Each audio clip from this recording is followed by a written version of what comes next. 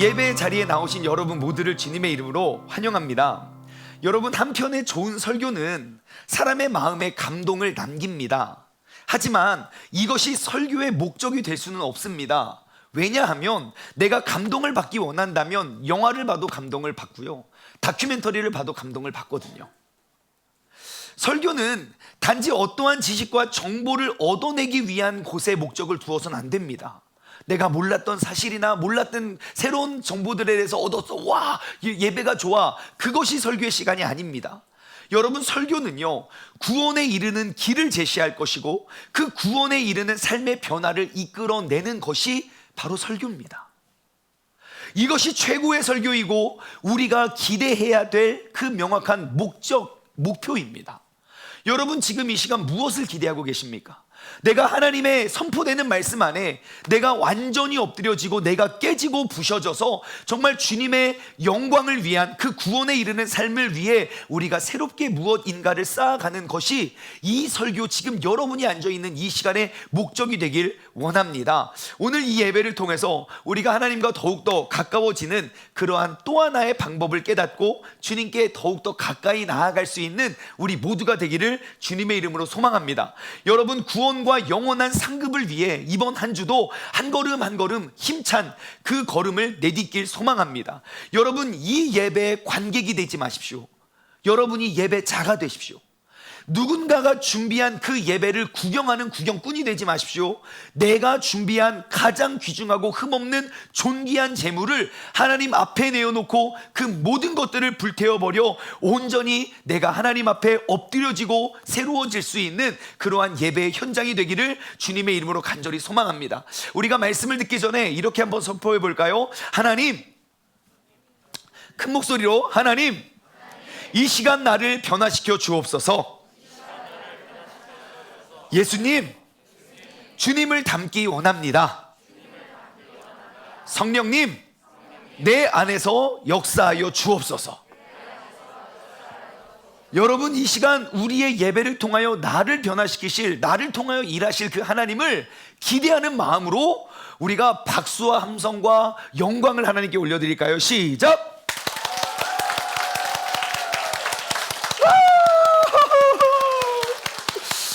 네, 감사합니다. 분명히 나훈 아가씨가 여기에 나오면 이거보다 한 100배는 큰 목소리와 함성을 질렀겠죠?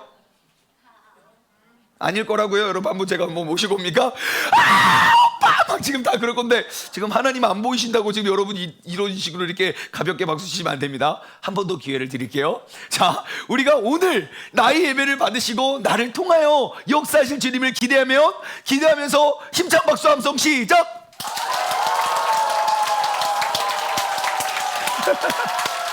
아유, 감사합니다. 아우, 이렇게 시켜야지 막 이게 억지로 하는 이런 거. 진짜 우리 한국 사람들은 왜 이렇게 박수와 이렇게 막 이렇게 칭찬과 위로와 격려에 인색한지 모르겠어요. 돈 드는 것도 아닌데. 박수 치면 내 건강이 좋아지지 그 사람 건강 좋아집니까? 내 건강 좋아진데도 이렇게 박수를 잘 안 치고, 여러분, 우리는 그러지 않기를 원합니다. 여러분, 명문이라는 단어는요, 우리가 흔히 사용할 수 있는 단어는 아닙니다. 명문. 수많은 학교들이 있지만 명문이라는 단어를 그 단어로 수식할 수 있는 학교는 그렇게 많지 않습니다. 기업도 그러하고요, 어떠한 스포츠 구단도, 어떤 팀도 그러하고요, 심지어 가정도 그러합니다.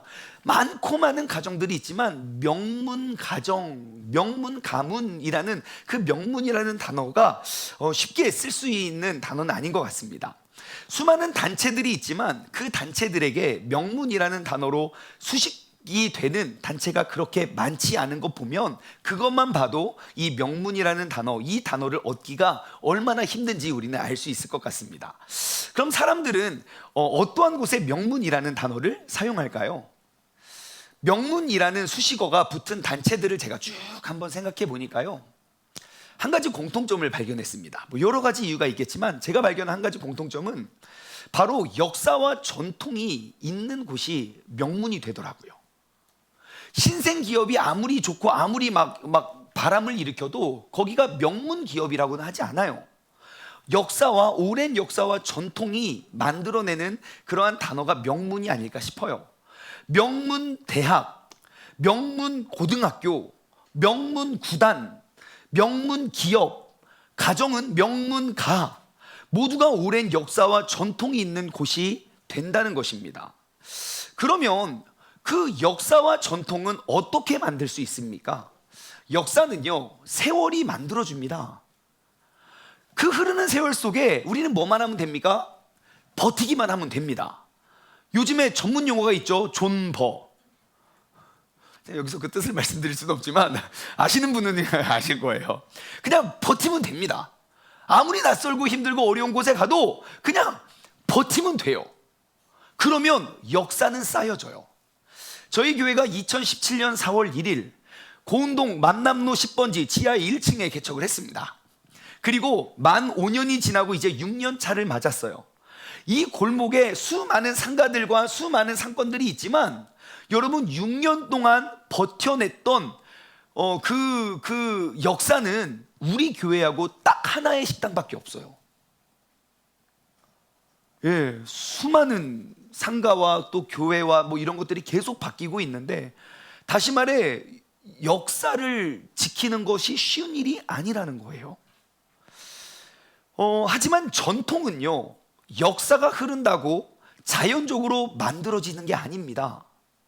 전통은 내가 어떠한 명확한 철학을 가지고 어떠한 유행이나 흐름에 타협하거나 흔들리지 않고 지속적으로 옳은 일을 행했을 때 남겨지는 게 전통입니다.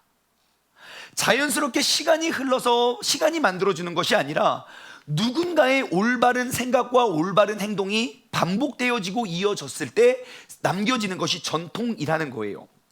뭐 그것이 야구이던 축구이던 명문 구단이 되기 위해서는요, 흘러가는 역사 속에 꾸준히 좋은 성적이라는 전통을 남겼을 때 그곳이 명문 구단이 되더라고요.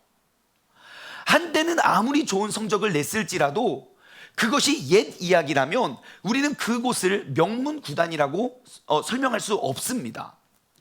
시간은 멈춤 없이 흘러갑니다.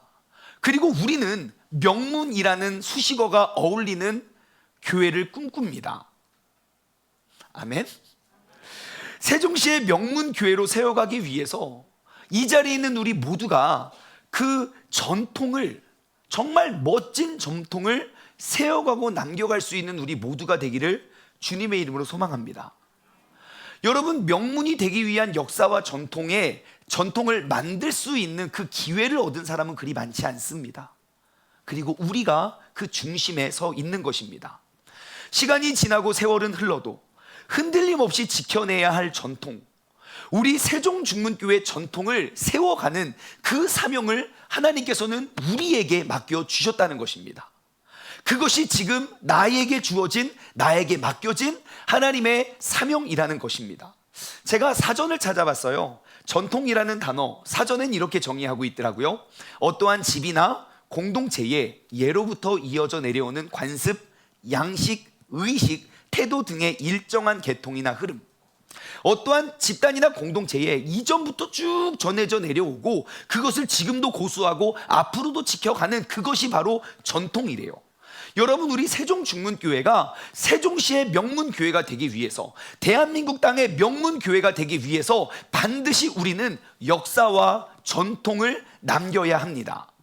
여러분, 성경 속에서도 이 전통을 지키는 것이 얼마나 소중하고 귀한 일인지 우리는 말씀을 통해서 그 전통을 지켜내는 게 얼마나 귀한 일인지 우리는 발견할 수 있게 되는데요, 그것이 바로 오늘 본문 말씀에 사도 바울이 고린도 교회를 그들이 전통을 지키는 것에 칭찬하는 그의 말을 통해서 이게 얼마나 귀중하고 소중한 일인지 우리는 발견할 수 있습니다. 오늘 본문 말씀을 보시면요, 너희가 모든 일에 나를 기억하고, 즉 너희가, 그 모여있는 고린도 교회 성도들이 모든 일들에 나를 기억하고 내가 너희에게 전하여 준 대로 그 전통을 너희가 지킴으로 너희를 칭찬하노라 그래요. 지금 고린도 교회, 우리는 큐티 말씀을 통해서 우리는 고린도 교회의 고린도 전서를 쓴 그 목적과 기원을 알고 있어요. 고린도 교회는요, 칭찬보다 책망을 훨씬 많이 받습니다. 그리고 그 교회의 잘못된 것들을 고치고 책망하기 위해서 그 편지를 썼거든요. 근데 그 중간중간에 이렇게 주옥 같은 칭찬이 있어요. 근데 이 칭찬, 여기서 바울이 너희를 칭찬하노라 라는 이 칭찬이라는 단어가 굉장히 독특한 단어예요. 헬라어 단어로 에파이네오라는 단어로 쓰여졌는데요, 모르셔도 됩니다. 그 단어는 사도 바울이 13통의 편지 가운데 내가 칭찬하는 어떠한 공동체, 어떠한 단체에게 칭찬하기 위하여 에파이네오라는 단어를 딱 2번밖에 안 썼습니다. 칭찬하기 위해서.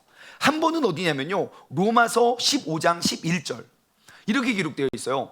또 모든 열방들아, 대상은 모든 열방이래요. 주님을 찬양하며 모든 백성들아 그를 찬송하라.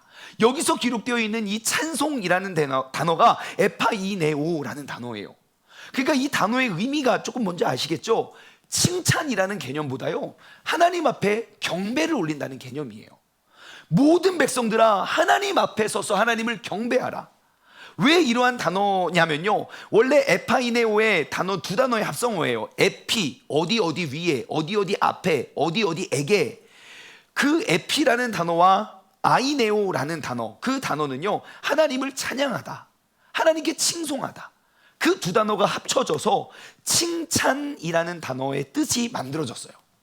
다시 말해, 지금 사도 바울이 고린도전서 11장 2절에 기록한 이 칭찬은 이런 의미예요. 박수갈채를 하다, 내가 기리다, 칭송하다, 찬양하다. 다시 말해, 고린도 교회 성도들에게 너희가 그 전통을 지켜낸 데에 대해서 나는 하나님 앞에서 너희를 박수의 갈채를 올려보낸다, 내가 그렇게 칭찬하는 거예요. 근데 엄밀히 따져보면 사도 바울이 13개의 편지 중에 한 단체를 두고 그 단체를 칭찬하는 이 에파노에오라는 단어를 쓰여진 유일한 책이 이 책이라고요. 그러니까 얼마만큼 사도 바울이 지금 그 고린도 교회 성도들을 칭찬하고 격려하는지 우리는 그 마음을 알 수 있습니다. 자, 그러면 무엇을 칭찬합니까? 너희가 모든 일에 나를 기억했다는 것, 그리고 또 내가 너희에게 전하여 준 대로 그 전통을 너희가 지켰다는 것. 전통을 지킴이 그렇게 칭찬받을 일이라는 거예요. 전통을 지키는 것이 그렇게 위로와 격려와 하나님 앞에서 너희를 막 박수의 갈채를 보내는 그 기쁨이 우리 안에 있다는 거예요. 여러분, 전통을 지켜내는 것, 그것이 그렇게 크고 중요한 것입니다. 그러면 왜 바울은 고린도 교회 성도들을 이토록 칭찬하고 격려했을까요? 왜냐하면 오늘 이 전통을 만들어내는 것이 얼마나 중요하고 귀중한 일인지를 알게 하기 위함이겠지요. 내가 너희에게 가르쳐주고 보여준 그 전통을 너희가 지키고 있는 그것이 하나님 앞에 진짜 너희는 짱이야 그러면서 뒤에 계속 혼내요. 계속 책망을 하긴 하지만 아무튼 그들을 이렇게 위로하고 격려해 주는 이유가 무엇이겠습니까? 지금 너희가 지키는 그 전통을 지키는 게 얼마나 중요한지를 가르쳐 주는 것이죠. 여러분 한번 생각해 보세요. 명문 구단 혹은 명문 학교, 그렇게 명문이라는 단어가 수식되어지는 공동체는 그들이 명문인지 아닌지 언제 알게 됩니까? 세월이 흘러야만 알게 됩니까? 세월 속에서도 알 수 있습니까? 하나, 둘, 셋. 예, 세월 속에서도 알 수 있겠지요.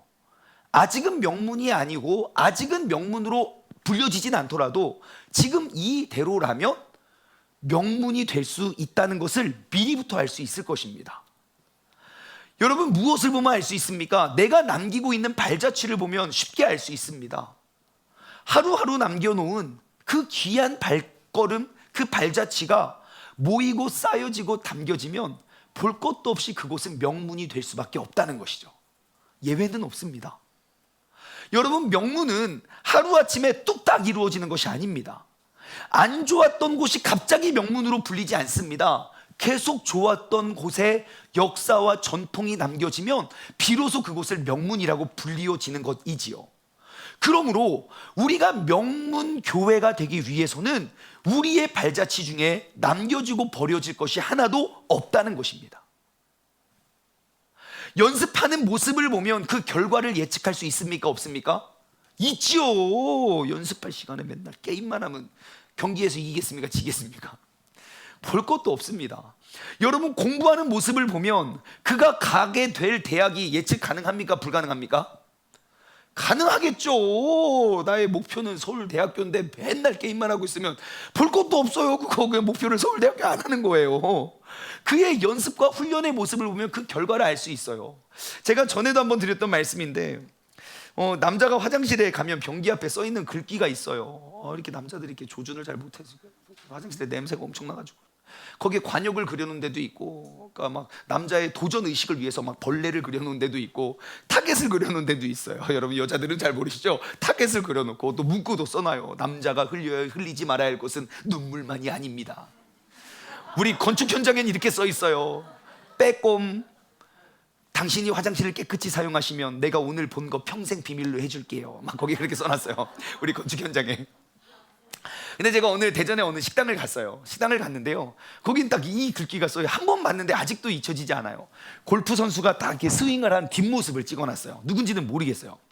근데 뒷모습을 딱 찍어서 봤는데 거기에 이렇게 써 있어요. 내가 우승하는 건 당연하다. 왜냐면 나만큼 연습한 선수는 없기 때문이다. 되게 얄미운데 되게 얄미운데 어떻게 반박을 할 수 없는 글 아닙니까? 내가 우승하는 건 너무 당연하대요. 왜요? 나만큼 연습한 선수가 없기 때문이에요. 여러분, 엊그저께 축구 보셨습니까? 역시 축구는 저만 관심이 있어요. 우리 손흥민 선수가 경기 끝나기 2분 전에 골잉을 넣었더라고요. 제가 열심히 설교하고 있었을 때 골잉을 넣었더라고요. 역시 기도. 아무튼 골잉을 넣었어요.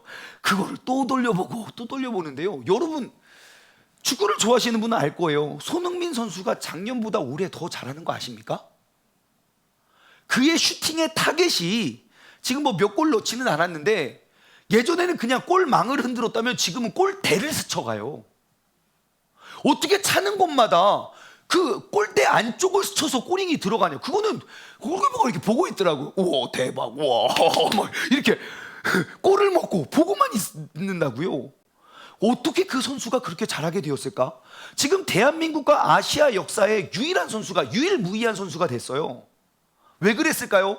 손흥민이 못했다가 갑자기 명품 선수가 됐을까요? 아니면 손흥민이 유치원 때부터 초등학교 때부터 얘는 잘하게 될 그 길을 걸었을까요? 여러분, 손흥민이 지금 전 세계의 아시아 역사를 다시 쓰고 있는 이유는요, 그는 어려서부터 계속 명문화 시켜 왔었어요. 손흥민과 함께 운동했던 친구들, 그 동료들의 인터뷰를 들어보면요, 얘는 잘 될 줄 알고 있었다는 거예요. 저렇게 연습하고 저렇게 훈련하면 내가 우승하는 게 너무너무 당연한 것이죠. 자, 그러면 여러분, 우리의 신앙생활과 우리의 공동체 속에 이 대목을 가지고 오면요, 오늘 내가 남기는 내 믿음의 발자취가 전통이 되어 간다면, 지금 내가 하루하루 살아가는 나의 신앙생활의 일기가 우리 세종중문교회의 후대가 따라오고 배울 수 있는 전통이 되어 간다면, 우리 교회는 명문이 될 수 있겠습니까? 될 수 없겠습니까? 될 수밖에 없겠지요. 여러분, 우리는 지금 전통을 남기고 있습니다. 여러분, 지금 우리는요, 명문을 만들어가는 그 발걸음의 주역입니다. 여러분, 신앙생활은 그냥 내가 가서 앉아있다가 머릿수를 채우는 것이 아닙니다. 하나의 교회를 통하여 세상을 바꾸기 원하는 하나님의 그 마음과 그 계획을 이어갈 수 있는 그런 명문화를 시켜내기 위하여 우리의 발걸음이 필요한 것입니다. 그렇다면 우리가 남겨야 할 전통은 무엇일까요? 오늘은요, 우리가 다시 한번 그 도피성 교회의 정체성에 대해서 돌아보고 우리 모두가 함께 그 멋진 전통을 세워가기를 소망합니다. 오늘은 예수님과 멀어지게 된 이유, 하프타임 그 세 번째 시간으로 도피성 교회의 정체성에 대한 말씀을 한번 나눠보기를 소망합니다. 다시 한번 여러분 이미 알고 있었던 내용이고 이미 전에 들은 내용이고 우리 교회 몇 년 다니신 분들 저거 옛날에 했던 이야기 다시 한번 할 거예요. 하지만 다시 한번 내가 이 교회의 비전과 꿈을 내 마음속에 새기고 다시 한번 되새기면서 내가 남겨야 할 전통은 무엇인지를 여러분들 돌아보고 다짐하는 시간이 되기를 소망합니다. 여러분, 우리 세종중문교회 영구 비전이 무엇이죠? 시작. 예, 이럴 줄 알고 제가 PPT 준비했어요. PPT를 띄워주세요. 이런 식으로 나오면 안 됩니다, 여러분. 자, 지금 몇 년째 지금 반복하고 있는데, 자, 시작. 하나님의 말씀을 읽으면 세종중문교회의 모습이 되고, 세종중문교회의 역사를 기록하면 하나님의 말씀이 되는 교회. 이것이 바로 우리 세종중문교회의 영구 비전이에요. 하나님의 말씀을 읽고 오늘날 교회의 모습을 보면 그것이 일치되어야 되는데, 왜 이렇게 다른데도 다르다고 아무도 뭐라고 하지 않고 그냥 교회의 전통만 지키고 있는 거예요. 말씀과 우리의 삶과 말씀과 나의 신앙생활의 모습이 너무 다른데 그게 너무 당연해진 세상이 되어버렸어요. 그래서 우리는 도전합니다. 하나님의 말씀을 읽으면 그것이 곧 우리 교회의 모습이 되고, 우리 교회가 걸어온 발자취를 기록하면 그것이 곧 하나님의 말씀과 같은 교회. 그럼 우리가 이 교회를 다니는 성도라면, 여러분 저기 세종중문교회 대신 나의 이름을 넣어서 한번 읽어볼까요? 시작. 하나님의 말씀을 읽으면 장충만의 모습이 되고, 장충만의 역사를 기록하면 하나님의 말씀이 되는 삶. 여러분 그것이 우리 모두의 삶의 비전이 되길 소망합니다. 왜 우리가 하나님과 가까워져야 됩니까? 그것이 우리의 삶의 꿈이고 비전이고 목표이기 때문입니다. 여러분, 하나님의 말씀을 읽는, 묵상하는 이유가 무엇입니까? 하나님이 누군지를 알아야 내가 그렇게 닮아가지요. 내가 하나님의 말씀에 대해서 관심이 없는데 어떻게 내가 하나님을 닮아갈 수 있겠습니까? 나의 관심, 아까 우리 지사님께서 기도해 주셨던 것처럼 나의 관심과 나의 시간은 다 세상을 위해 쓰고 있는데 내가 어떻게 하나님을 닮아갈 수 있겠습니까? 사람은요, 보는 대로 따라가게 되어 있어요. 본 곳으로 가게 되어 있어요. 내가 핸드폰 들여다보면 핸드폰을 닮아갈 수밖에 없어요. 그래서 우리는 하나님을 닮아가기 위해 하나님의 말씀을 읽어가는 거예요. 우리 교회가 세워가고 있는 좋은 전통 가운데 하나는 뭔지 아십니까? 성도님들이 성경을 엄청 읽어 제낀다는 거예요. 오늘도 우리 완독하신 분 다들 3독, 4독, 5독 하신 분들이에요. 그리고 다시 시작하셨어요. 6독을 향해. 올해라고요. 올해. 평생이 아니고요. 제가 성경을 막 집중해서 읽어보니까요, 저는 옛날에 목표가 그거였거든요. 적어도 내가 1년에 한 살은 먹으니까 1년에 1독씩은 해야지 라고 생각을 했어요. 절대 그러면 안 돼요, 여러분. 내 나이보다 훨씬 많이 읽으셔야 돼요. 그래야 내 삶의 중심이 말씀이 됩니다. 읽지도 않고 알지도 못하는데 어떻게 주님이 내 삶의 주인이 될 수 있겠습니까? 다 거짓말입니다. 여러분들 더욱더 그 말씀을 알아가고 읽어가는 사람들 되기 원해요. 왜냐하면 그 말씀이 곧 나의 삶을 대변하고, 나의 삶을 통하여 그 말씀이 보여지는 것이 우리 교회의 모든 성도님들의 비전이기 때문이에요. 세상 사람들이 예수님을 관심도 없고 볼 수도 없어요. 야, 내가 예수님은 누군지 모르겠는데 너를 보니까 예수님이 뭘 하시는 분인지 알겠다. 야, 내가 하나님의 사랑이 뭔지는 모르겠지만 네가 저 사람 사랑하는 거 보니까 하나님의 사랑이 뭔지 알겠다. 말씀이 곧 나의 삶이 되고 내 삶이 곧 말씀이 되는 것이 우리 세종중문교회의 영구 비전이 되는 줄 여러분 주님의 이름으로 믿고 우리가 나아가길 소망합니다. 자, 그리고 이제 우리 교회에는 3가지 도피성교회, 지금 이것은 저희 교회 등록하면 받는 새가족들에게 받는 책이거든요. 이런 책도 생겼어요. 옛날에 없었는데. 이렇게 보면요, 웰컴북, 여기는 세종시의 도피성입니다. 빠밤, 도피성입니다. 도피성이 뭐예요? 그래서 한 장을 딱 넘기잖아요. 그러면은 여기 영구비전 이렇게 나오고, 그 다음에 도피성교회란이라고 해서 우리가 그 도피성교회를 꿈꾸고 우리가 나누었던 그런 세계의 정체성에 대해서 기록이 되어 있어요. 그래서 오늘 다시 한번 그 정체성, 3가지 정체성을 나누고요, 우리가 다시 한번 나는 어떠한 역사와 어떠한 전통을 남기고 있는가. 분명히 나의 발자취, 나의 신앙의 모습을 통해서 전통이 세워져 갈 것인데 우리가 그 멋진 전통을 세워갔으면 좋겠습니다. 자, 이제 3가지 도피성교회의 정체성, 그 첫 번째는 무엇이냐면요, 바로 이것입니다. 크루즈 교회가 되지 말고 항공모함 교회가 되자는 거예요. 우리 도피성교회의 첫 번째 정체성은요, 항공모함 교회입니다. 항공모함 교회는요, 여러분 이 두 배 모두 굉장히 큰 배입니다. 길이가 300m가 넘는 배예요. 300m라고요. 길이가 300m가 얼마큼인 줄 아십니까? 굉장히 긴 곳입니다. 여러분 어려서 초등학교 때는 50m 달리기 해요. 요즘은 운동장이 점점 작아져서 50m도 안 되는 것 같아요. 옛날에 혹시 100m 달리기 해봤습니까? 와, 진짜 죽겠다 싶은 게 100m예요. 그거 3번 달려야 300m예요. 근데 저게 물 위에 떠다녀요. 위로는 21층. 저 크루즈 안에는요, 아이스링크장이 있더라고요. 실내 아이스링크장도 있고요, 워터파크가 3개가 있고요, 클럽도 있고요. 와, 장난이 아니더라고요. 그냥 배예요. 그리고 옆에 있는 항공모함도요, 세상에 저기 있는 게 전투기예요. 비행기가 이륙하고 착륙하는 배라고요. 저렇게 큰 배예요. 두 개 다 큰 배이지만 우리가 선호하고 우리가 꿈꾸고 나아가고자 하는 배는 바로 항공모함이에요. 왜냐하면 이 두 개 중에 한 배는요, 모이기에만 힘쓰는 곳이고 다른 한 곳은 흩어지기에 힘쓰는 배라는 거예요. 크루즈에 탄 사람들이 가장 두려워하는 게 뭔지 아십니까? 이곳에서 벗어나는 거예요. 여기는 너무너무 편안하고 행복하고 안락하고 너무 모든 것들이 준비해 너무 행복해요 이지만 다시금 이 치열하고 어려운 세상으로 돌아가는 게 힘든 거예요. 그러니까 여기에만 머물길 원해요. 근데 가만히 보니까 우리의 신앙생활이 교회만이 안식처이고 교회만이 우리가 교회로 도피하기 원하는 곳이 아닌가요? 우리의 예배가 언제 시작하고 언제 끝납니까? 예배 시간 12시 땡 되면 시작해서 1시 만에 땅 끝나고 그 예배가 끝납니까? 아니요. 우리의 삶의 예배는 1시 반부터 시작이라고요. 이 장소를 떠나는 그 순간부터 나의 예배가 시작되어야 된다고요. 이 모임 공동체 속의 예배는 누군가가 준비하고 우리가 나오는 것이지만 이곳을 떠난 그 자리는 하나님과 나밖에 없어요. 그 인생의 내 삶의 예배는 누가 준비합니까? 내가 준비해야 된다고요. 하루하루 한마디 한마디 한 걸음 한 걸음 하나님 앞에 서서 내가 주님께 올려드리는 예배가 돼야 돼요. 하나님이 나의 삶 가운데 함께 하시면 이곳에서 흩어짐이 두렵지 않습니다. 내가 삶의 예배가 죽었기 때문에 모여야만 예배가 드려지는 거예요. 지난 코로나가 한국교회에게 남겨준 메시지가 무엇입니까? 우리의 믿음이 얼마나 잘못됐는지를 보여줬잖아요. 예배를 흩었더니 예배가 무너져 버렸어요. 그것은 잘못된 예배라는 거예요. 우리는 지난 3년 동안 경험했어요. 나의 예배가 잘못되어 가고 있구나.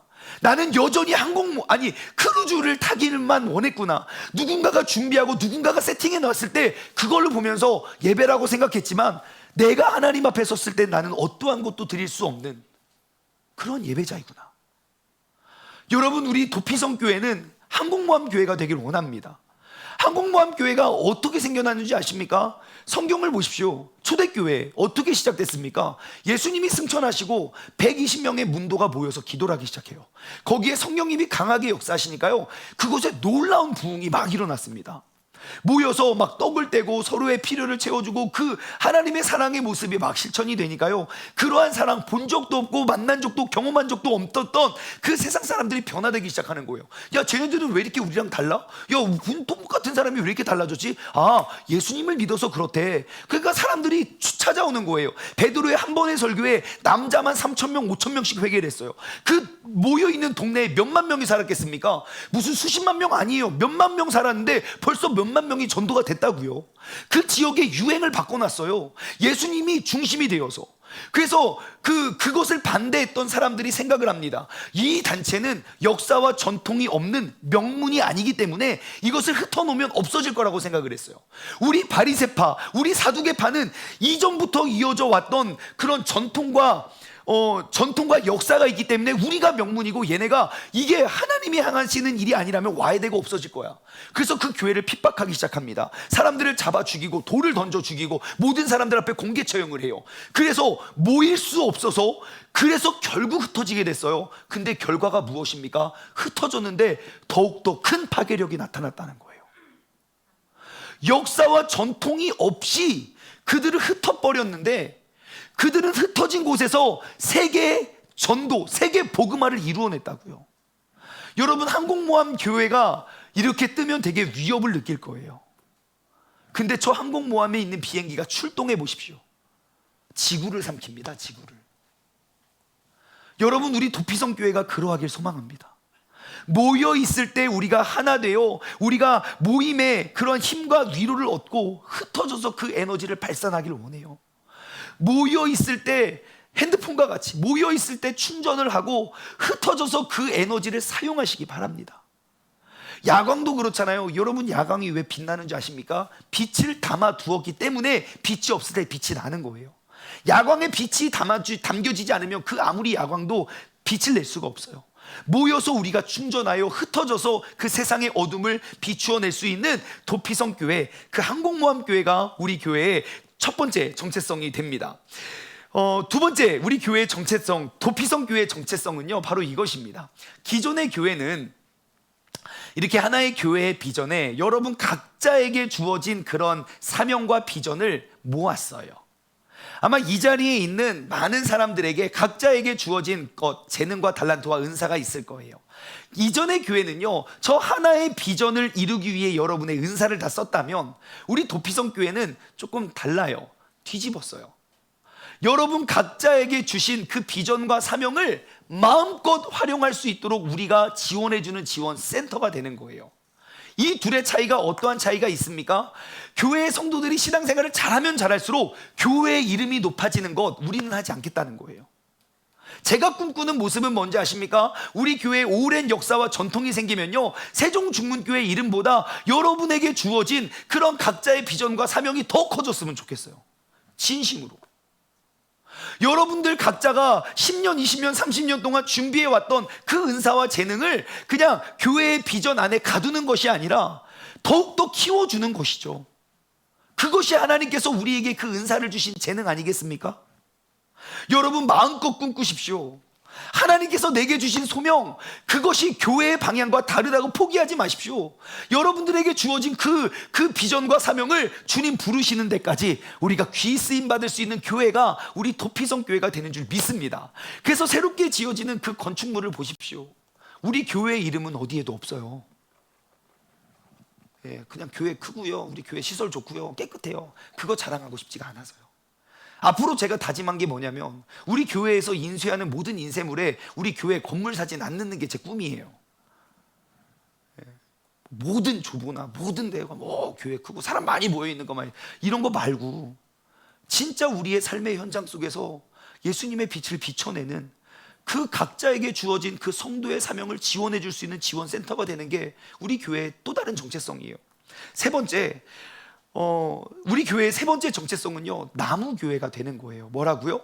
나무교회라고요. 여러분 저 우람한 나무를 보십시오. 몇 년 됐을까요? 네, 500년 정도? 아무리 최소한 500년은 됐을 것 같아요. 그죠? 자, 근데 저렇게 큰 나무가 왜 하나밖에 없을까요? 1번, 하나만 심어서 500년이 지났기 때문이다. 2번, 아니다, 저 때는 많은 나무들이 있었지만 저 나무만 500년을 버텨냈다. 1번일까요? 2번일까요? 2번이겠죠? 2번이겠죠. 많은 나무들이 심겨졌지만 뭐 정확히 몇 살인지 몰라요. 우리 5060 또래 모임 아까 노래하고 막 이렇게 했던 사진 봤죠? 그 뒤에 있는 나무가 480년 됐다고 했습니까? 650년! 680년! 되게 디테일하네요. 680년 정도. 아마 저 나무가 더 커 보여요. 아무튼 오랜 세월이 흘렀어요. 여러분 저 나무가 저렇게 커 보여도요, 나무의 시작은 분명히 한 줄기의 가지로 시작이 됐을 거예요. 한 줄기가 자라나고 버티고 세월이 흐르면 흐를수록 명문화되어 갔던 거예요. 제가 저 나무 사진을 보면서 딱 이 말씀이 떠오르더라고요. 내 시작은 미약하였으나 내 나중은 심히 창대하리라. 분명히 심었던 겨자씨, 한 알의 겨자씨가 자라나 많은 열매를 맺고 많은 새들이 깃들였던 것처럼, 분명히 저 우람한 나무도 분명히 시작은 비록 한 줄기의 가지로 시작했을 것인데 그 가지가 저렇게 커졌다는 거예요. 여러분, 그럼 나무교회는 무엇입니까? 나무교회는요, 성장이 멈추지 않는 교회입니다. 여러분 저 나무가 지금도 오늘도 커가고 있는 거 아십니까? 그 성장이 보이십니까? 안 보여요. 매일매일 보면 보이지가 않아요. 하지만 1년 전과 1년 후를 비교해 보면 커졌다는 걸 느낄 거예요. 나무를 동강하게 잘라내면 나이테가 있잖아요. 그 나이테를 통해서 이게 몇 년이 지나는 줄 알 수 있어요. 나이테가 뭔지 아십니까? 한 살 한 살 먹으면 나이가 늘어나는 거 아닙니다. 기후의 변화를 이 나무가 기록을 하고 있어요. 그래서 겨울에 춥고 여름에 따뜻하고 그 더운 변화지는 그 일기 속에 내가 나를 버텨내는 게 흔적으로 남는 거예요. 다시 말해 상처인 거죠. 그 나이테가 진한 해도 있고 옅은 해가 있어요. 진하면 진할수록 그 상처, 남겨진 흔적이 크면 클수록 그 해의 일교차의 변화가 컸던 거예요. 태풍도 많이 불고 어려운 일들, 그런 것들을 버텨낸 흔적이 나이테거든요. 근데 1년 나이테 봐야 이 정도밖에 안 돼요. 너무 쪼꼬미인 것처럼 보여지지만 그 쪼꼬미 자라나고 모여지면 저렇게 큰 명품 나무가 되는 거예요. 여러분, 우리 교회도요, 매일매일 보면 뭐 이 사람은 어제나 오늘이나 늘 한결같은 게 뭐 놀라워 막 우리가 똑같아 보이지만, 아니요, 우리 교회를 전체적으로 1년 전과 오늘을 비교해 보십시오. 진짜 교회가 눈에 띄게 달라지는 것 같지 않습니까? 저만 달라지는 것처럼 보여지고, 여러분, 우리 교회 안에 얼마나 생명을 살리는 간증들이 많은지 몰라요. 제가 이번 주에도 기억나는 거 한 3가지의 간증을 제가 접했는데, 우리 성도님들 안에서 3가지의 간증을 접했는데, 그 중에 한 가지는 이렇게 진짜 원수를 사랑하고자 나아가는 그런 도전을 한 거예요. 한 번 왼수는 평생 왼수 뭐 이런 거 아닙니까? 근데 그 원수를 사랑하고자 하는 그러한 딱 도전을 했고, 그게 되었음을 나눴어요. 근데 본인이 얼마나 그게 크고 위대하고 중요하고 잘하는 것인지 모르고 있어요. 아유, 이러면 하나님께서 좋아하시겠죠? 제가 표현은 다 못했어요. 근데 속으로는 와! 막, 왜냐하면요, 세상에 성경에 있는 모든 율법보다 가장 큰 게 사랑이거든요. 근데 그 원수까지도 사랑할 수 있는 그 마음은요, 100% 성령의 은사지 내 안에서 그런 선한 것이 나올 수 없거든요. 다시 말해, 내가 원수를 향해 내가 나아가고 손을 내밀었다는 건, 여러분, 100% 성령님의 은사, 능력에 나의 자아를 맡겨 놓았을 때 나타나는 현상이라고요. 여러분, 그러한 간증들이 얼마나 많은지 몰라요. 계속 성장해 가고 있어요. 여러분, 우리 교회는요, 나무 교회이기 때문에 성장이 멈추지 않는 교회가 될 것입니다. 두 번째, 나무 교회는요, 시간이 흐르면 흐를수록 더욱더 커지고 단단해진다는 거예요. 그 변화가 보이지 않더라도 지나고 보면, 우와, 더 커졌네, 우와, 더 커졌네. 교회의 역사가 10년이 되고 20년이 되고 30년이 되면 더욱더 단단해지는 것이지, 그것이 그냥 와해되거나 막 썩거나 무너지는 교회가 되지 않겠다는 거예요. 그러고 보니까 우리가 6년 차 아닙니까? 5년 전과 지금을 돌아보았을 때 우리 교회가 얼마나 단단해졌는지 몰라요. 옛날에는요, 한 사람만 이렇게 해도 교회 전체가 휘청거렸어요. 저를 보시면, 저도 옛날에도 많은 일들이 있고 지금도 많은 일들이 있어요. 옛날엔 정말 많은 눈물을 흘렸어요. 제가 너무 많이, 누가 이게 힘들다, 진짜 막 그랬어요. 근데 지금은 제법 단단해진 것 같지 않습니까? 어려운 일이 없어서가 이런 게 아니에요. 이제 이겨낼 수 있는 능력이 생겼다고요. 너무 힘들어요. 걱정하지 마요. 옛날에 더 있는 것도 다 일어났어요. 빨리 일어나요. 빨리 엄살 부리지 말고 빨리 막 강해졌다고요. 우리가 정말 단단해져. 매년 한 해 한 해가 지나갈수록 더욱더 단단해지는 교회가 되길 소망해요. 나무 교회는요, 매년 열매를 맺는 교회예요. 나무는 매년 열매를 맺습니다. 근데 열매가 언제 맺혀지는지 아십니까? 맨날 열매 맺지 않아요. 겨울을 지나고, 내게 이전에 없었던 새싹이 돋아나고, 이전에 없었던 새로운 이파리를 내고, 그리고 새로운 열매를 맺어요. 여러분, 내 인생의 고통과 어려움과 그러한 모든 상황, 내 인생의 겨울이 찾아오잖아요. 그럼 그 뒤에 반드시 새싹이 돋아나요. 이전에 있었던 가지가 뿅 안 나온다고요. 이전에 없었던 새로운 새싹이 돋아나고 그곳에서 또 다른 열매가 맺혀져요. 그러니 내 인생의 많은 혼란과 역경과 어려움이, 여러분, 그 어려움만 보지 말고 추운 겨울 나는 부러지고 말 거야 뚝, 아니에요. 반드시 새싹이 돋아나요. 옆 사람에게 인사하세요. 새싹이 곧 돋아납니다. 시작. 예, 여러분, 새싹이 돋아나잖아요. 그러면 곧 있으면 열매가 맺혀져요. 우리가 그러한 교회 되길 원해요. 매일매일, 매번 어려운 상황 속에서 우리가 열매를 맺을 수 있는 우리 모두가 되길 소망해요. 그리고 네 번째, 나무 교회는요, 먼저 된 가지가 나중된 가지를 섬겨주는 교회예요. 저 나무 사진 다시 한번 보여주세요. 질문이에요. 자, 저 나무 큰 가지가 몇 개일까요? 아마 진짜 수천 개는 있을 거예요. 자, 저 중에 가장 먼저 나온 가지는 어디에 있을까요? 1번 맨 위에, 2번 맨 밑에. 하나, 둘, 셋. 맨 밑에죠, 당연히. 근데 저 맨 밑에 있는 가지가 처음에 났을 때는 위로 났을 거예요. 가지는 항상 위로 나니까요. 근데 세월이 지나다 보니까 새로운 가지가 위로 났네? 그럼 먼저 난 가지가 뭐합니까? 야, 나오라고. 야, 지금 안 보이거든? 내 지금 구름이 안 보이거든? 나오라고 하고 그 나무를 쳐내지 않아요. 본인이 내려가서 그 가지를 세워줘요. 그리고 본인은 더 두꺼워지고 단단해져요. 그리고 또 새로운 가지가 위로 나요. 그러면 또 그 가지는 더 밑으로 내려가고 먼저 된 가지는 더 밑으로 내려가서 보세요. 저렇게 옆으로 꺾여 있는데도 저 위에 있는 걸 다 버티고 있다고요. 왜 그럴까요? 먼저 났기 때문입니다. 여러분, 제가 언제가 되면 제가 이 자리에서 이 멘트가 사라지게 될지는 모르겠지만 우리 교회 안에 지난 6년 동안 떠나지 않는 고질병 하나가 있어요. 뭐냐면 교회가 낯설대요. 너무 낯설어요. 교회가 내 집같이 변해야 되는데 아직도 여전히 남은 내 집 같아요. 교회를 다니지 1년이 되고 2년이 되어도 여전히 낯설어요.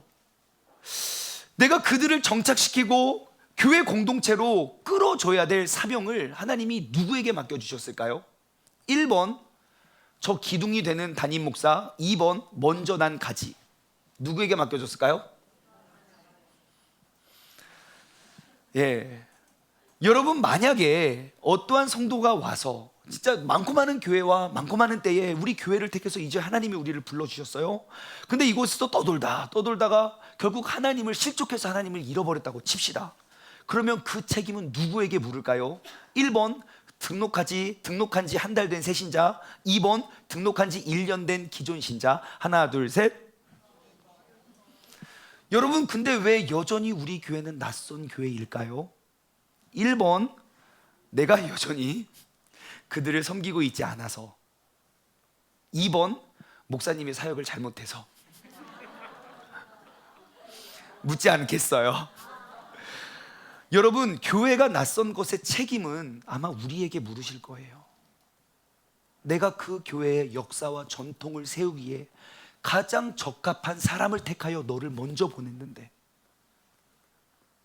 너는 왜 그곳에 계속 손님으로 남아 있었니? 내가 너를 통하여 이끌어내기 위한 새로운 사람들을 보내주었는데 너는 왜 그들을 등한시 여기고 그가 더욱더 떠돌게 만들었니? 여러분, 교회가 낯선 것은 제가 지난주에 우리 셀장 모임을 가졌어요. 주일 예배 마치고 우리 셀장들 모여서 셀 모임 하거든요. 그래서 지난주부터 시작된 게 있잖아요. 2분 30초간의 대화. 물었죠. 2분 30초 동안 인사 시간 어땠습니까? 목사님 너무너무 좋았어요. 진짜 새로운 세론들과 새로운 사람들을 알아갈 수 있는 정말 좋은 시간이었어요 라고 할 줄 알았어요. 2분 30초 인사하는 시간 어땠습니까? 갑자기 심박수가 빨라지고 심장이 멎는 것과 같은 고통을 느꼈습니다. 셀장님도 그렇게 힘들어요. 여러분, 이 세상에 낯선 자에게 찾아가서 그를 가족으로 품어주는 건 누구에게나 어렵다고요. 근데 우리는 그 길을 가려고 해요. 왜요? 그것이 하나님의 말씀이기 때문이에요. 세상의 유행이 아무리 혼자 가고 아무리 깨지고 아무리 부셔지고 아무리 개개인을 중요시 여기는 세상으로 갈지라도 하나님의 말씀이 하나님과 친밀해짐이 내 이웃의 사랑의 실천이라고 말한다면, 그 말씀이 모든 역사에 단 한 번도 달라지지 않았다면 우리가 하나님의 말씀을 닮아가야 된다는 거예요. 여러분, 하나님의 말씀의 기록대로 우리가 그 하나님의 말씀을 따라갈 수 있는 우리 모두가 되길 원합니다. 그래서 여러분, 우리가 함께함이 옳다는 것을 세상에게 보여줘야 돼요. 우리가 함께함으로 어떠한 어려움도 이겨낼 수 있는 그러한 모습을 세상 가운데 증명해낼 수 있는 그러한 나무 교회가 되길 주님으로 소망합니다. 그럼 마지막으로, 우리 교회가 나무 교회라면 우리가 지난 5년 6년 동안 세워놓았던 굵은 가지들이 무엇일까? 첫 번째, 예배 회복의 가지입니다. 모든 신앙생활의 기본 중에 기본은 예배입니다.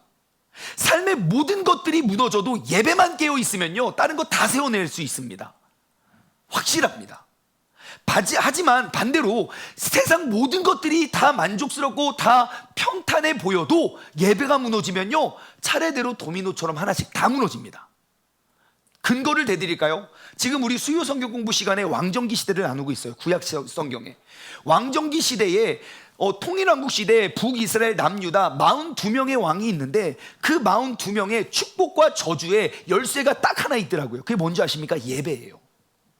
예배가 회복된 왕은요, 아무리 나라가 어려워도 그 나라를 굳게 세워요. 이를테면 히스기야 같은 사람, 북이스라엘이 쫄딱 망하고 남유다를 쳐들어올 때 싸움의 상대가 아니에요. 근데 하나님 앞에 엎드리고 기도했던 히스기야는요, 그 아수르 군대를 물리쳐요.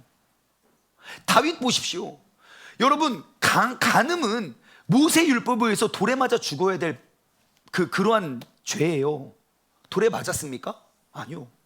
살인미수, 여러분, 그거 돌에 맞아 죽어야 될 일이라고요. 근데 다윗이 어떻게 노년까지 부하고 존귀한 자로 인정을 받습니까? 나의 잘못을 깨닫고 하나님 앞에 온전히 엎드려 눈물로 침상을 띄웠거든요. 반대로 아무리 많은 걸 가져도 예배가 무너지면 그의 인생이 너무 처참하더라고요. 사울 보십시오. 누가 봐도 왕이 될 사람이었지만 사울의 잘못 세 가지 다 예배를 기만했어요. 결국 인생이 너무너무 초라하잖아요. 솔로몬은 어떠합니까? 그 똑똑한 지혜를 얻고 그 많은 부를 얻어도 예배가 무너진 그의 삶에 우상을 숭배해야 하잖아요. 나라가 쪼개지잖아요. 그 이스라엘의 왕을 세울 때 엘리 제사장, 정말 오랜 기간 동안 이스라엘 역사의 위대한 제사장이거든요. 그의 아들들 홈니와 비느하스 보십시오. 예배가 완전히 무너져 버려서 그의 인생이 진짜 처참하고 비참해집니다. 그때만 그럴까요? 우리도 똑같습니다. 여러분, 우리 세종중문교회가 지난 5년 동안 끊임없이 노력해왔던 건 그 예배의 가지를 키워냈다는 거예요. 정말 5년 전 예배도 좋았고 지금도 좋지만 뭔가 진짜 가지가 두꺼워지고 단단해진 것 같아요. 우리 모두가 그 예배의 가지를 더욱더 키워갔으면 좋겠어요. 두 번째, 우리가 세워왔던 그러한 굵은 가지는 바로 큐티의 가지입니다. 큐티의 가지. 큐티는요, 여러분, 내가 믿음과 신앙생활이 어느 정도 잘하고 성숙해야만 이제 큐티 좀 시작해 볼까 하는 거 아니에요. 그거 정말 잘못된 한국교회가 심어놓은 고정관념이에요. 내가 나의 삶의 주인이 세상으로부터, 내가 이제 하나님이 내 삶의 주인입니다. 그러면 하나님이 누구신지 알고 읽고 묵상하고 내가 그것을 닮아가는 게 당연한 거 아닙니까? 내 인생의 지침서인데요. 근데 우리는 큐티하는 게 왜 이렇게 어려운지 모르겠어요. 여러분, 우리는 그 큐티의 전통을 세워가야 됩니다. 여러분, 큐티가 어려운 이유, 큐티를 안 하는 이유가 큐티가 어려워서 안 하는 게 아니에요. 관심이 없기 때문에 안 하는 거예요. 관심만 가져보세요. 이거 말씀 뭔지 모르겠어. 그럼 뒤에 간증 보세요. 간증. 진짜 은혜가 돼요. 읽으면 해도 야, 내가 얘보단 낫다, 야, 이런 생각 진짜 많이 한다니까요. 여러분의 관심을 이제 그 큐티라는 굵은 가지를 우리가 큐티의 전통을 세워가길 소망합니다. 매일매일 말씀을 읽으면서 그 말씀을 나의 삶에 비추고 나의 죄를 발견하고 우리가 새롭게 다짐하는 그러한 큐티의 전통을 세워가길 원해요. 마지막으로 세 번째 우리가 세워야 할 굵은 가지는요, 셀이에요. 셀. 하나님과의 친밀함은 이웃 사랑으로 증명이 됩니다. 올해 내가 하나님과 조금씩 가까워졌다면 그 가까워짐의 열매는 내가 보지 못하고 품지 못했던 사람들이 품어지고 보여질 거예요. 이웃사랑의 모습으로 나타나기 때문이죠. 여러분, 이제 공동체로 나아가십시오.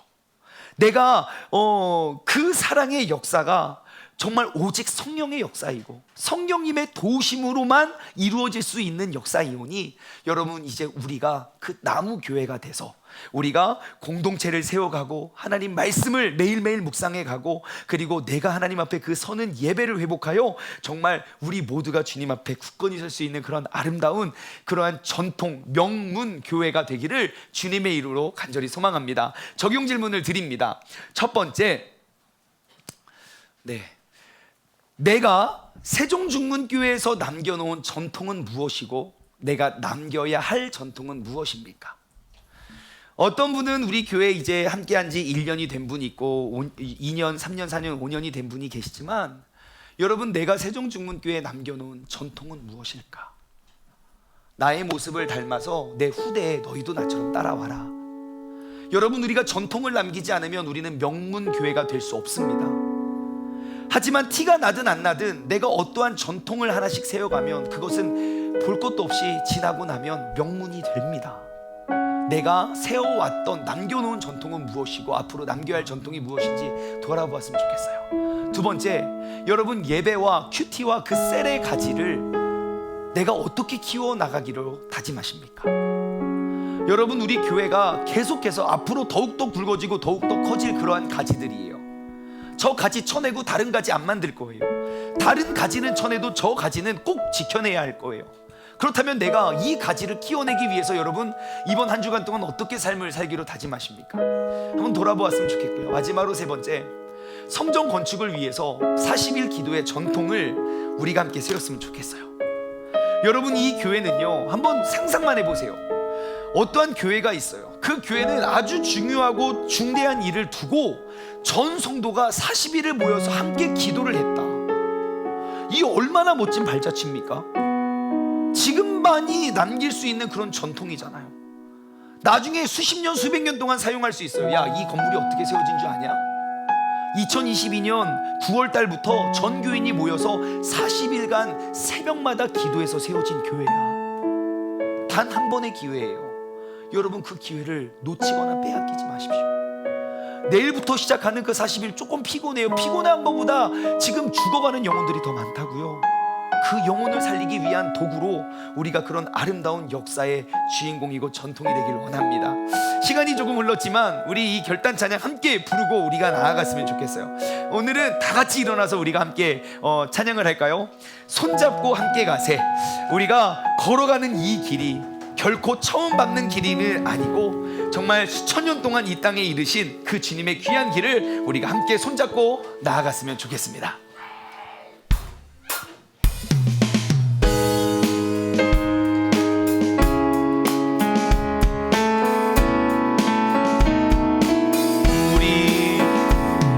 우리 걸어가는 그 길이 결코 처음 밟는 길은 아니야. 수천 년 동안 온 땅 곳곳에서 주님 따를 흔적 있으니 우리 걸어가는 이 길이 낯설고 두려워 보일지라도 내 무게를 들고 흘러 들어오는 주님의 생명을 봐. 우리 함께 손잡고 가세. 조금 느리고 어려울지라도 주님 부르신 그 감격 붙잡고 손잡고 함께 가세. 우리 함께 손잡고 가세. 때론 더디고 힘겨울지라도 주님 부르신 그날을 붙잡고 손잡고 함께.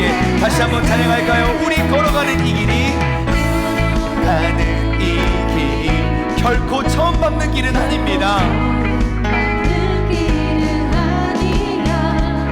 수천 년 동안 온 땅 곳곳에서 주님 따를 흔적 있으니 우리 걸어가는 이 길 낯설고 두려워 보일지라도 삶의 무게를 뚫고 흘러 들어오는 그 주님의 부활의 생명을 보십시오. 우리 함께 손잡고 나아갑시다.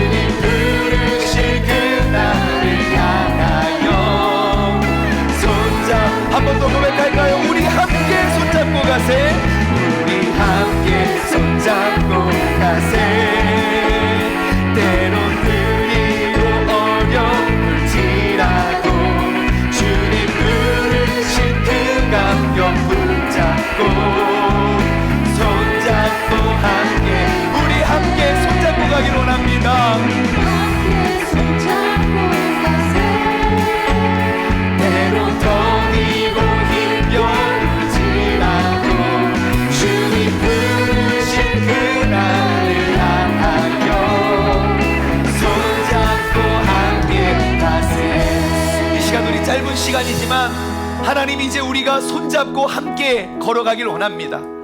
하나의 명문의 교회, 세종시를 떠올리면 세종중문교회가 떠오르고, 대한민국 기독교 역사의 한 획을 그으면 바로 세종중문교회가 그 역사를 남겨놓을 수 있는 말씀과 같은 교회가 되기 위하여 우리를 먼저 보내시고 우리를 그 역사와 전통의 주인공으로 세워주신 그 주님을 기대하며, 주님, 나의 발자취가 전통이 되길 원합니다. 내가 그 아름다운 전통을 세워가길 원합니다. 다 같이 주님의 이름을 한번 부르짖고 1, 2분간만 합심하여 기도하겠습니다. 주여, 하나님 아버지 감사합니다. 아버지 하나님, 주님께서 아버지 우리를 그 역사와 전통을 세우기 위하여 먼저 우리를 택하여 이 자리에 보내셨고, 아버지 하나님, 우리로 그 전통의 뿌리를 내리기 원하시는 그 주님의 은혜가, 그 주님의 계획이, 아버지 주님의 섭리가 우리들 가운데 드려지고 우리들 가운데 심겨지게 하여 주시옵소서. 아버지 하나님, 내가 나의 눈으로 이 교회의 모습을 바라보는 것이 아니라 아버지 나의 기도와 나의 예배를 통하여 일하시는 그 주님을 우리가 바라보며 나아갈 수 있는 믿음의 자녀들 되기를 원합니다. 아버지 하나님, 주님께서 우리 세종중문교회의 모습이 곧 하나님의 말씀이 되고, 하나님의 말씀이 곧 세종중문교회의 모습이 되어 아버지 하나님, 세상 속에 하나의 이정표가 되고 세상 가운데 하나의 빛이 될 수 있는, 아버지 그러한 세상에 대안이 될 수 있는 교회가 되게 하여 주옵소서. 오늘 함께 예배드린 우리 모두가 그 역사의 주인공입니다. 우리 모두가 전통의 족적을 남길 수 있는 아버지 그런 도구임을 우리가 기억하고, 아버지 하나님, 우리가 함께 모여 함께 손잡고 함께 나아갈 수 있는 믿음의 자녀 될 수 있도록 주님께서 역사하시고 인도하여 주옵소서. 주님의 뜻과 그 주님의 섭리와 주님의 귀중한 소망을 우리가 이루며 나아갈 수 있는 우리 모두가 되게 하여 주시옵소서. 하나님 아버지 감사합니다. 세상에 많고 많은 일과 많고 많은 하나님께서 행하실 역사 가운데 이 세종중문교회를 택하여 세종중문교회의 역사와 전통을 세우기 위해 이 시간 함께 예배드리는 우리를 이름을 부르시고 우리의 발걸음을 인도하신 주님께 감사를 드립니다. 아버지 하나님, 내가 바로 전통의 주인공입니다. 내가 어떠한 전통을 남겨내지 못하면 우리 교회의 역사는 명품화 될 수는 없습니다. 명문이라는 단어가 어울리지 않는 교회가 될 것입니다. 하지만 이 자리에 먼저 모인 우리가 보이는 곳에서 보이지 않는 곳에서 한 가지 한 가지 그러한 가지를 점점점 단단하게 키워나갈 수 있는 그러한 족적을 남기면 볼 것도 없이 우리의 교회와 이 공동체는 명문 교회가 될 것입니다. 하나님, 우리 교회가 다시 한번 주님께서 행하신 그 귀중한 뜻과 그 계획과 그 꿈과 비전을 우리가 붙잡고 우리가 명문화시켜 나갈 수 있는 그러한 동역자가 되게 하여 주시옵소서. 이제는 우리 주 예수 그리스도의 은혜와 아버지 하나님의 무한하신 사랑하심과 성령님의 교통하심이 명문 교회를 세우기 위해 귀한 전통을 남기길 소망하는 우리 세종중문 가족들 머리머리 위에, 그리고 이 시간 영상을 통해 예배드리는 모든 사람들 머리머리 위에 이제로부터 영원토록 함께 하시길 간절히 축원하옵나이다. 아멘.